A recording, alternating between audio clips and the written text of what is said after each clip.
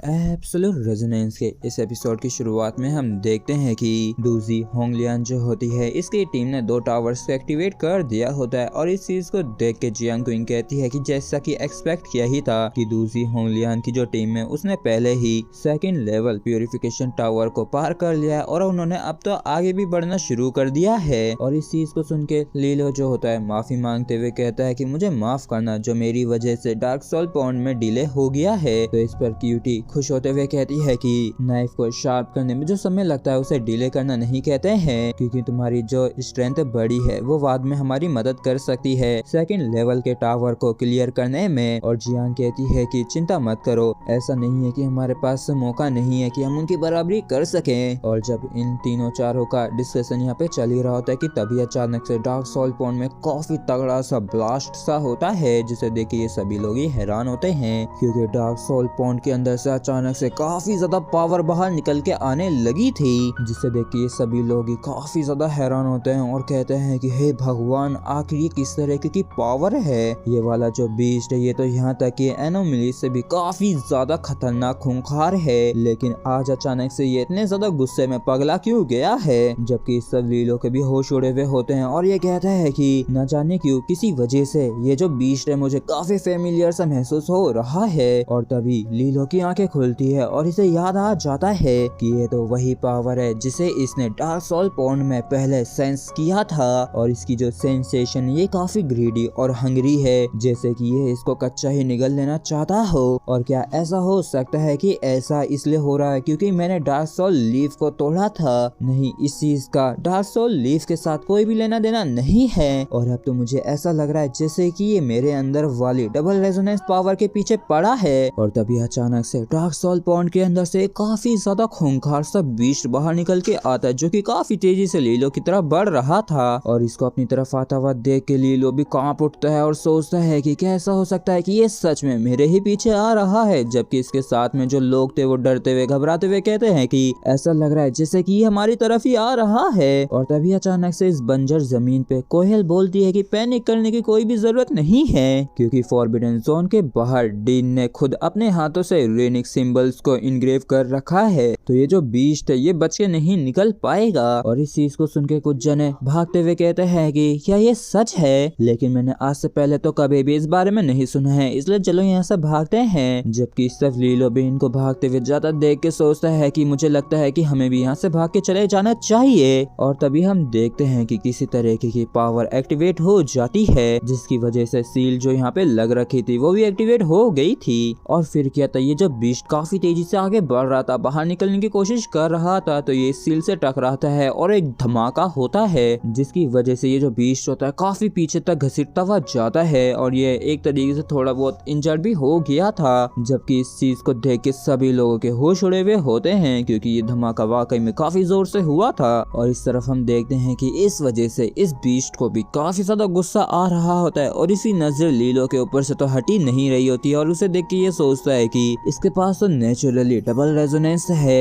ये वाकई में मेरे काफी ज्यादा करीब है और इसकी मदद से मैं ड्यूक स्टेज पे पहुंच सकता हूँ। मैं सच में इसको खाना चाहता हूँ, ये सच में काफी लुभा देने वाला है। लेकिन मुझे सच में इस सील के ऑनर के ऊपर काफी ज्यादा गुस्सा आ रहा है, क्योंकि उसकी वजह से मैं ऐसा कुछ भी नहीं कर सकता हूँ। और फिर क्या था, ये दुम दबा के यहाँ से भागने लगता है, क्योंकि इस सील के होते हुए ये बेचारा यहाँ पे कुछ भी नहीं कर सकता था। जबकि इस तरफ कुछ जने खौफ में आए हुए होते हैं और कहते हैं कि ये चीज सच में एक्सिस्ट करती है, मैं सच में और ज्यादा झेल नहीं सकता था। जबकि कुछ जने कहते हैं कि ये तो वाकई में काफी ज्यादा खौफनाक था, आखिर अचानक से ऐसा क्यों हुआ? और मुझे तो ऐसा लग रहा है जैसे कि मैंने बस अपनी पैंट गीली कर ही दी थी। जबकि इस तरफ हमारे लीलो ने अपना माथा पकड़ रखा होता है, क्योंकि सारा किया धरा तो इसी का है। और तभी क्यूटी आगे आते हुए कहती है कि थैंक गॉड ये बीस्ट इस सील को तोड़ के आजाद नहीं हो पाया, क्योंकि अगर ऐसा हो जाता तो यहाँ पे सच में खून की नदियां बहा दी जाती। जबकि क्यूबाई कहता है कि अगर इस बीस्ट को एबनॉर्मल लेवल पे नापा जाए तो ये तो आराम से कैलेमिटी लेवल का है, तो हमारे पास भी सिर्फ यहाँ से भाग के जाने के अलावा कोई भी रास्ता नहीं बचता। जबकि सफलीलो कहते हैं कि डीन तो सच में काफी ज्यादा अमेजिंग है, क्योंकि उन्होंने बस अपने एक सिंगल मार्क के दम पे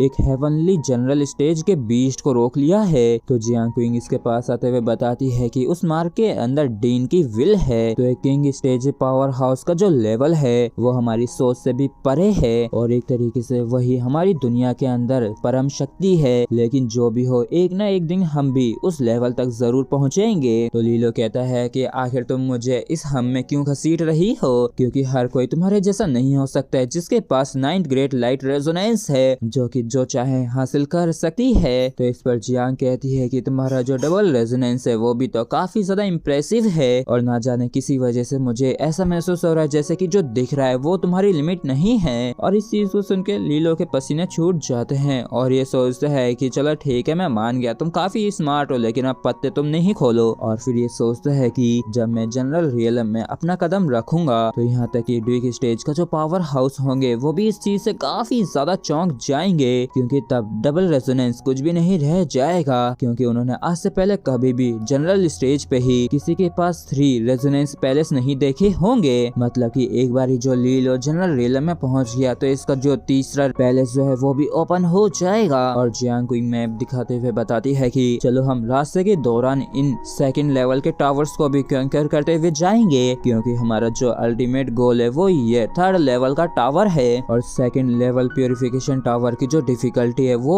1st लेवल वाले से कहीं ज्यादा है। और ना सिर्फ इसके चारों तरफ अनगिनत व्हाइट ईटर्स हैं, बल्कि वो अपनी ताकत बढ़ाने के लिए एक दूसरे को निगलते भी जाते हैं। मतलब कि एक दूसरे को ताकत बढ़ाने के लिए खाते जाते हैं और हम देखते भी हैं कि ये लोग सच में एक दूसरे को खा के एब्जॉर्ब कर रहे होते हैं। और फिर हम देखते हैं कि एक एनोमली काफी सारे एनोमलीज को खा के काफी ज्यादा पावरफुल हो जाता है और फाइनली ये ह्यूमन हेडेड सेंटीपेड अर्थ कैलेमिटी लेवल पे पहुंच जाता है। और क्योंकि इस रूट पे जितने भी टावर हैं वो काफी ज्यादा पॉल्यूट हो रखे हैं, तो यहाँ तक कि यहाँ पे एक कैलेमिटी लेवल के मॉन्स्टर भी जन्म लेते रहते हैं। और ये जो एनोमली इतना ज्यादा पावरफुल हो गया था तो ये ज्यादा समय तक खुश भी नहीं रह पाता है, क्योंकि शिकारी कभी शिकार करने के लिए यहाँ पे एक और एनोमली आ गया होता जो कि इससे भी कहीं ज्यादा खूंखार था और ये बस एक ही बारी में गच करके इसको खा जाता है। और इसी के साथ ही फ्रेंड्स हमारा एपिसोड यहीं पे खत्म होता है। अगर आप लोगों को वीडियो अच्छा लगा हो तो प्लीज चैनल को सब्सक्राइब और वीडियो को लाइक करना बिल्कुल भी ना भूलें। Thank you.